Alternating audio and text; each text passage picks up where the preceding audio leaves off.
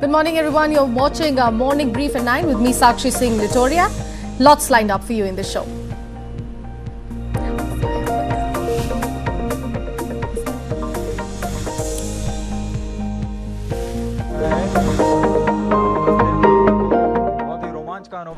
Let's first take a look at the top headlines coming in from the nation and across the globe.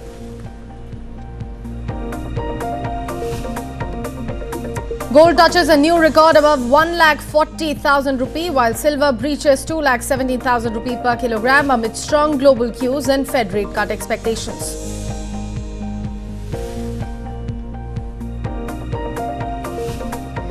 India steps up support for Sri Lanka with $450 million reconstruction aid as External Affairs Minister Dr. S. Jaishankar assures swift post-cyclone recovery.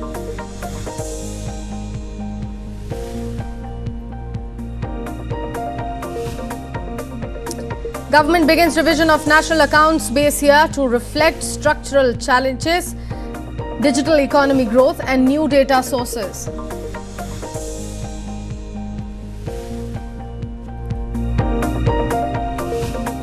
Indigo cancels around 50 flights across major cities as DGCA probe into recent operational disruptions continues.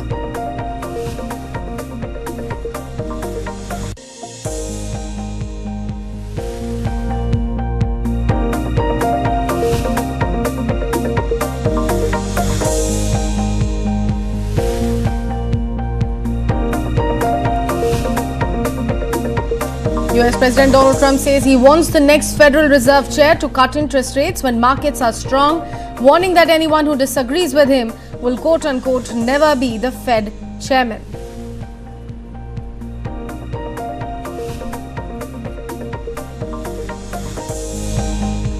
American consumer confidence sinks in December as fears of a cooling labor market outweigh relief from the end of the government shutdown, underscoring persistent economic anxiety.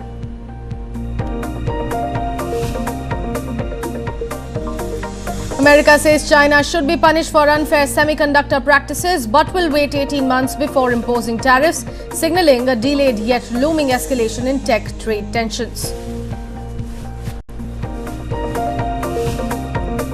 The US federal court backs President Donald Trump's $100,000 fee to process H-1B visa applications, acknowledging it could inflict significant harm on American businesses and institutions of higher education.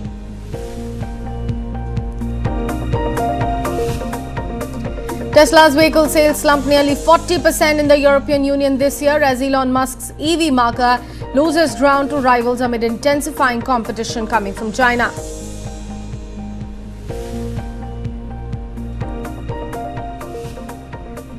Gold prices are on a historic run. For the second straight day, gold surged sharply in the national capital, climbing 2,650 rupee to a fresh all-time high of 1,40,850 rupee per 10 grams, tracking strong global cues.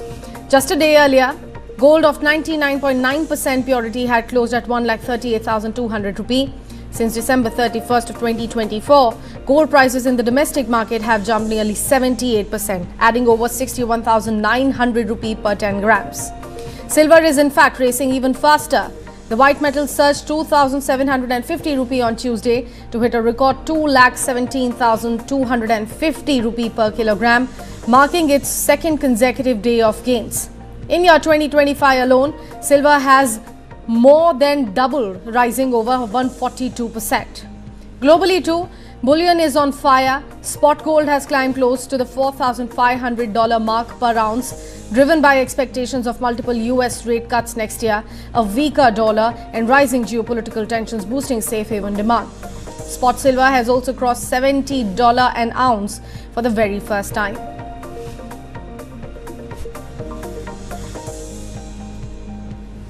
Trade talks with the United States are moving forward with hopes of wrapping them up soon to restore better market access for Indian exporters.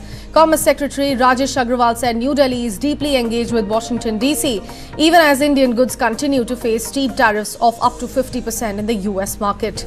Addressing exporters, Agrawal said Indian shipments to the US have largely held up despite the pressure, underlining the importance of the American market, which accounts for nearly 18% of India's total exports. Commerce Minister Piyush Goyal, in fact, has also confirmed that negotiations for a bilateral trade agreement are at an advanced stage. The talks are aimed at finalizing the first tranche of the India-US bilateral trade agreement, with 6 rounds already being completed. While the US is pushing for duty cuts on agricultural and industrial goods, India has made it very clear that it will not compromise on the interest of farmers and MSMEs. Despite tariff challenges, India's exports to the US jumped over 22% in the month of November. However, Agrawal has cautioned that global trade uncertainty could make India's ambitious $2 trillion export target by 2030 harder to achieve.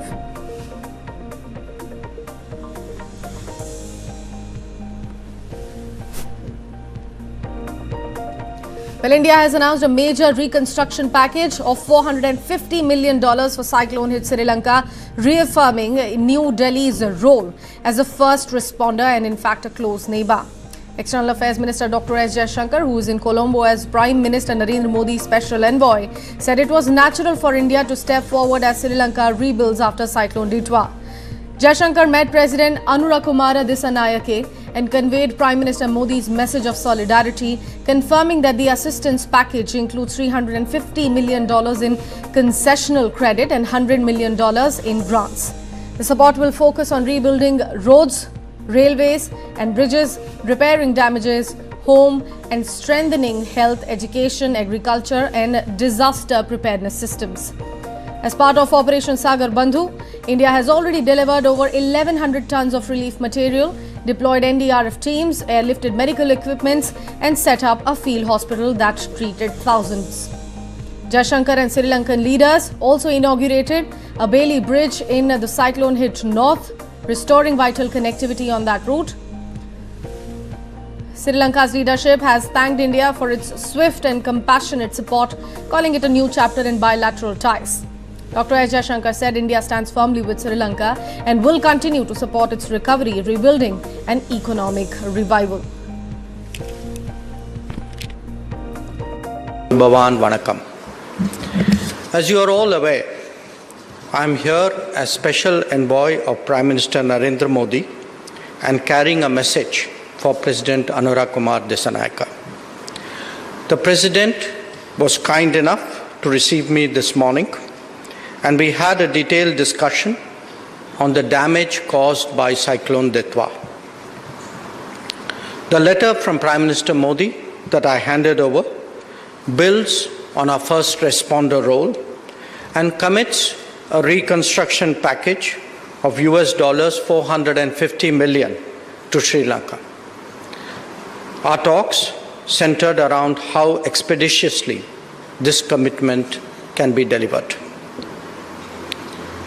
As your closest neighbor and in line with our neighborhood first and Mahasagar policies, it was only natural that India stepped forward. The Reserve Bank of India has announced a fresh round of liquidity support to ease tightening conditions in the banking system, injecting nearly 3 lakh crore rupee through open market operations and a foreign exchange swap. The central bank will buy government securities worth 2 lakh crore rupee in 4 tranches between late December and January, and will in fact also conduct a 3-year dollar-rupee buy-sell swap for $10 billion in mid-January. The move comes as system liquidity has slipped into deficit, weighed down by advanced tax outflows, higher currency in circulation and the RBI's recent forex intervention to stabilize the rupee. Last week, the central bank sold dollars aggressively to check sharp depreciation, which helped the rupee recover but also drained rupee liquidity from the system. Markets had widely anticipated the RBI's action, with participants expecting a sizable liquidity infusion even before the intervention. The central bank has reiterated that it will ensure adequate liquidity even without explicitly targeting a surplus.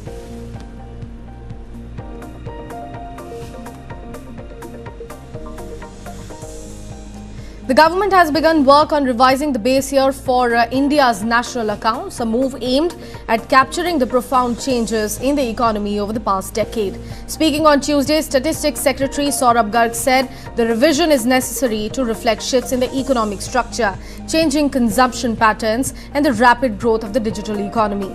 Garg said the Indian economy today looks very different from what it was 10 years ago, with new products, services and digital platforms reshaping how people spend and businesses operate. A second key reason for the revision is the sharp improvement in data availability, with real-time and digital data sets such as GST, public financial management system and in fact economic value-added data now feeding into official estimates. He added that global statistical standards are also evolving, with new classifications and methodologies being adopted internationally, making it essential for India to update its own systems. The need for base revision, as has been mentioned, is that over the past 10 years, the structure of the economy has changed. The type of products that are consumed by people have changed. The digital economy has grown much bigger. So that is one set of reasons we need to make the change. The second set is that the data sources that were available has also changed. We have real-time data available. We have digital data available, for example, e-Vahan data, GST data, PFMS data. Indigo cancelled around 50 flights on Tuesday, even as the country's largest carrier remains under investigation for a massive operational disruption earlier this month. The cancellations were spread across multiple airports, including Delhi, Mumbai, Varanasi, Pune, Chandigarh, Amritsar, Indore and Patna, with the airline offering no official reason. Indigo's operations are already under curbs after the government cut its winter schedule by 10%, limiting the airline to 1,930 flights a day. The restriction followed large-scale disruption that saw up to 1,600 flights being cancelled in a single day. The aviation regulator DGCA has set up a 4-member probe panel to examine Indigo's manpower planning and rostering issues. The panel has questioned the airline's top leadership and is expected to submit its report later this week.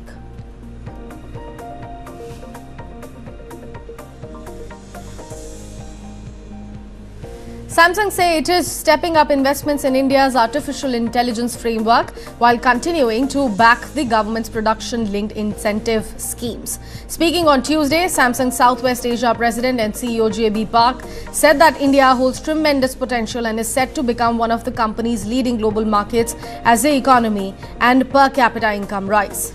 Park said Samsung is betting big on premiumization across mobiles and consumer electronics, with India's relatively low appliance penetration offering huge growth opportunities.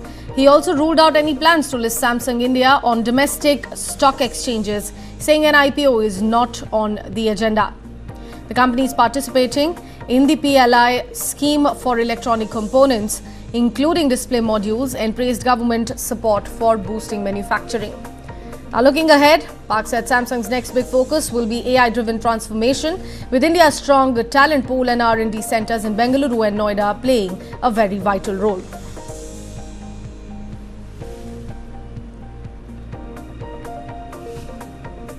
A group of US journalists and writers has sued some of the world's biggest AI companies, including OpenAI and Elon Musk's XAI, accusing them of using copyrighted books without permission to train their artificial intelligence systems. The lawsuit has filed in a federal court in California by a New York Times reporter and 3 others. The complainant names OpenAI, XAI, Google Meta, Anthropic and AI startup Perplexity as the defendants.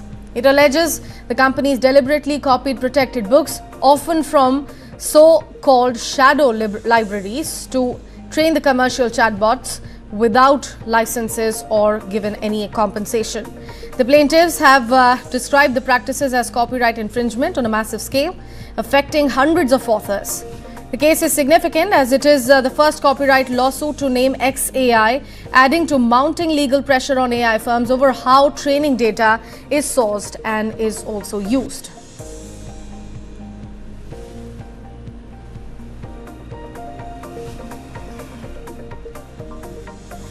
US President Donald Trump has made his expectations clear for the next Federal Reserve chair. He wants the Fed chief to lower interest rates when markets are strong. In a post made on Truth Social, President Donald Trump praised what he called strong US economic data, highlighting third quarter GDP growth of 4.2%, well above forecasts. He blamed Wall Street volatility on fears that good economic news automatically triggers rate hikes. Donald Trump also argued that strong markets do not cause inflation, saying bad policy decisions do. He insisted, in fact, that interest rates should fall when markets perform well, warning that anyone who disagrees with him will never be the Fed chairman.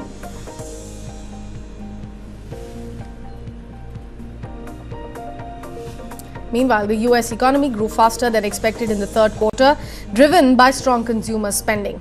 But economists warn momentum is slowing as rising living costs and the recent government shutdown weigh on the households. Donald Trump's policies are contributing to what experts have termed an affordability crisis that is denting his approval ratings. The U.S. economy grew faster than expected in the third quarter, but that momentum may already be fading. U.S. gross domestic product rose at an annualized rate of 4.3%, according to the Commerce Department's initial estimate, released Tuesday after a weeks-long delay due to the government shutdown. That's well above economists' forecasts of 3.3%. It's also half a percentage point higher than second quarter GDP. The surge was driven by consumer spending, fueled in part by a rush to buy electric vehicles before tax credits expired at the end of September. But that spike didn't last. Auto sales fell in October and November, and spending elsewhere was mixed. Surveys suggest consumer spending is being driven by higher-income households, thanks to a stock market boom that has inflated household wealth. By contrast, economists say middle and lower-income consumers are struggling amid the rising cost of living due to President Donald Trump's sweeping tariffs. Trump's policies are contributing to what economists have termed an affordability crisis that is denting his approval ratings. The Federal Reserve cut interest rates this month, but signaled borrowing costs were unlikely to fall in the near term as policymakers await clarity on the direction of the labor market and inflation. The U.S. Justice Department has released a fresh batch of Jeffrey Epstein investigation documents, including an email suggesting President Donald Trump traveled abroad Epstein's private jet more than frequently than previously it was reported. More details in our next report. Take a look. U.S. President Donald Trump was mentioned in a new batch of Epstein files released Tuesday by the Justice Department. Among them was a New York prosecutor's email saying that Trump flew on convicted sex offender Jeffrey Epstein's private jet, quote, many more times than previously has been reported. It said he had flown on the plane 8 times in the 1990s. In a social media post in 2024, Trump said he was never on Epstein's plane or at his stupid island. Among the 8 flights were 4 where Epstein associate Ghislaine Maxwell was aboard. She is serving a 20-year sentence for helping Epstein sexually abuse underage girls. On one flight, the only 3 passengers were Epstein, Trump, and a 20-year-old woman whose name was redacted. The prosecutor's email said that, quote, on 2 other flights, 2 of the passengers, respectively, were women who would be possible witnesses in a Maxwell case. There was no allegation in the prosecutor's email that Trump had committed any crime, and the White House did not immediately respond to a request for comment on the email. There have been no criminal allegations against Trump in the disclosures of the Justice Department's files on Epstein. The DOJ posted on X that, quote, some of the documents contain untrue and sensationalist claims made against President Trump that were submitted to the FBI before the 2020 election. To be clear, the claims were unfounded and false, and if they had a shred of credibility, they certainly would have been weaponized against President Trump already. On Monday, Trump played down the importance of the Epstein files. What this whole thing is with Epstein is a way of trying to deflect from the tremendous success that the Republican Party has.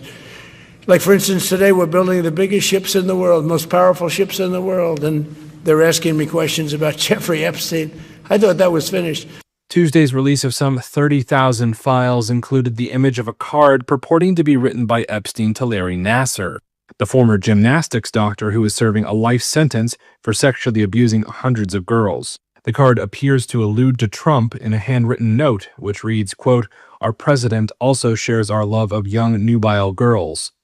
But just hours after releasing it to the public, the Justice Department labeled the card a fake, saying in a statement, quote, This fake letter serves as a reminder that just because a document is released by the Department of Justice does not make the allegations or claims within the document factual. Nevertheless, the DOJ will continue to release all material required by law. The envelope in the image is postmarked Virginia, not New York, where Epstein was jailed, and appears to have been processed 3 days after his death in August 2019. The White House did not immediately respond to requests for comment on the card. One of Larry Nassar's former lawyers, Shannon Smith, declined to comment. Another former lawyer, Matthew Newberg, did not immediately respond to a request for comment. U.S. stocks climbed higher on Tuesday, with the S&P 500 closing at a record high as strong economic data lifted bond yields and boosted growth-focused stocks. Shares of Nvidia rose 3%, giving the S&P 500 its biggest boost, while Amazon, Alphabet and Broadcom all gained more than 1%. Take a look. U.S. stocks rose on Tuesday, with the Dow ticking up marginally, the S&P 500 adding just under 0.5% to notch a record closing high, and the Nasdaq climbing more than 0.5%. The Commerce Department said gross domestic product increased at a 4.3% annualized rate in the third quarter, fueled by robust consumer spending. It was the fastest pace in 2 years and well above economists' estimates. Other data painted a less rosy picture of the economy as U.S. consumer confidence weakened in December amid deepening anxiety over jobs and income. Mike Muscio is president of FBB Capital Partners. Two things can be true at once. So the economy can be marking, very strong numbers, and consumers, people actually, buying and selling within the economy can feel not great. And so it's going to be interesting as we get into the first quarter how these companies, when they're announcing their fourth quarter and in a lot of cases full year 2025 numbers, what they actually saw in terms of demand. What was the average, ticket size at Target or Lowe's or Walmart for that matter? Stocks on the move Tuesday included many AI-related names, which continued their rebound from last week's sell-off that was triggered by concerns about inflated valuations and high capital spending. Shares of Nvidia rose 3%, giving the S&P 500 its biggest boost, while Amazon, Alphabet, and Broadcom all gained more than 1%. Shares of ServiceNow dipped 1.5% after the enterprise software maker agreed to buy cybersecurity startup Armis for $7.75 billion in cash. Among other movers, miner Freeport-McMoRan climbed 2.5% and closed at a 15-month high as copper prices touched a record high, and Wells Fargo raised its price target on the stock. U.S. markets will close at 1 p.m. Eastern Time on Wednesday, Christmas Eve, and remain shut on Thursday, Christmas Day. The US FDA has approved Novo Nordisk's weight loss pill Wegovy, giving the drug maker an edge in the race to develop an effective oral treatment for obesity. This could help now open door to tens of millions of untapped patients in a global market forecasted to be worth some $150 billion a year by the next decade.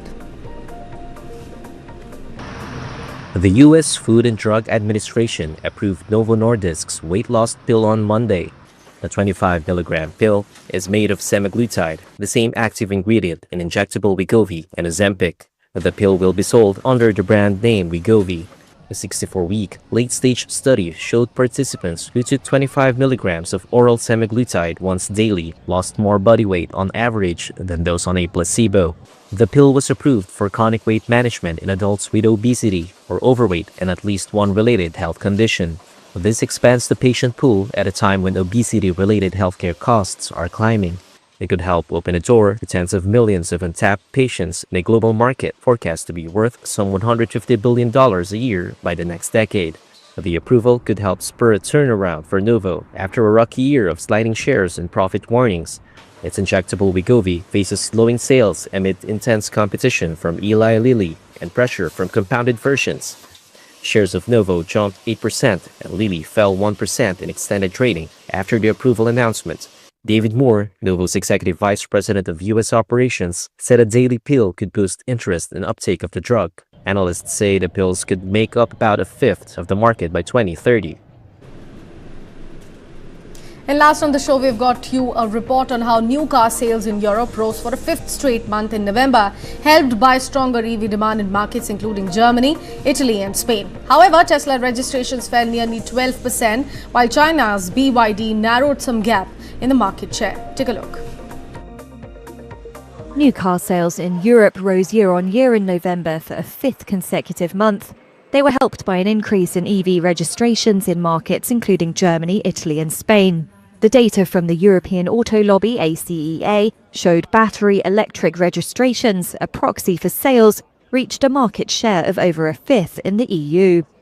It was 26% in the UK and 98% in Norway. The European Commission last week made public a plan to abandon an effective 2035 ban on combustion engine cars.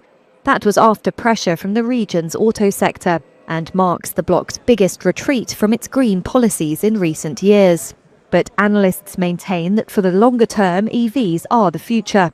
The data showed sales in the EU, Britain and the European Free Trade Association rose 2.4% to over 1 million cars in November. Tesla registrations fell by 11.8% as record sales in Norway mitigated losses in other markets. They were up 221% for its Chinese competitor BYD. That put Tesla's market share in the month at 2.1%, while BYD's was 2%.